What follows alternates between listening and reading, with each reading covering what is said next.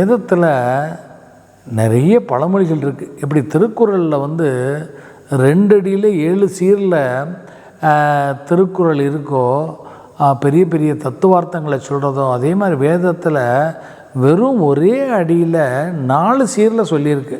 இப்போ உதாரணத்துக்கு யதா கர்மா ததா பலா, யதா ராஜா ததா பிரஜா அப்படின்லாம் நிறைய இருக்குது. இது மாதிரி அதில் யதா கர்மா ததா பலா, உன்னுடைய செயல் எவ்வாறு இருக்கிறதோ அதற்கேற்ற பலன்தான் உனக்கு கிடைக்கும் அப்படின்னு வேதம் சொல்கிறது, சாஸ்திரம் சொல்கிறது. அப்போ அதைத்தான் பகவான் கீதையில் சொல்கிறார், கடமையை செய் பலனை எதிர்பார்க்காதே என்று சொல்கிறார். ஏனென்றால் பலன் என்பது உன்னுடைய செயலை பொறுத்தது, கடமையை பொறுத்தது, கர்மாவை பொறுத்தது. அதனால் நாம் கடமையை கரெக்டாக செய்யணும். நம்ம ஆஃபீஸில் வேலைக்கு போயிட்டு 8 hours டியூட்டிக்கு 5 மணி நேரம் வேலை பார்த்துட்டு 3 மணி நேரம் ஓபி அடிச்சுட்டு ஃபோன் பேசிட்டு கதை பேசிட்டு டிவி சாப்பிட்டுட்டு கேண்டீனில் போய் உட்காந்துட்டு நம்ம இருந்தோம்னு சொன்னால் அந்த 3 மணி நேரத்துக்குரிய பணம் நமக்கு பாவமாக மாறிடும்.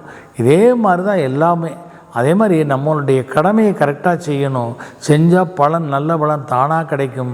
இதைத்தான் சாஸ்திரம் சொல்கிறது, யதா கர்மா ததா பலா. இதை கடைப்பிடிச்சா எல்லாரும் சௌக்கியமாக வாழலாம், நோய் நொடி இல்லாமல் வாழலாம்.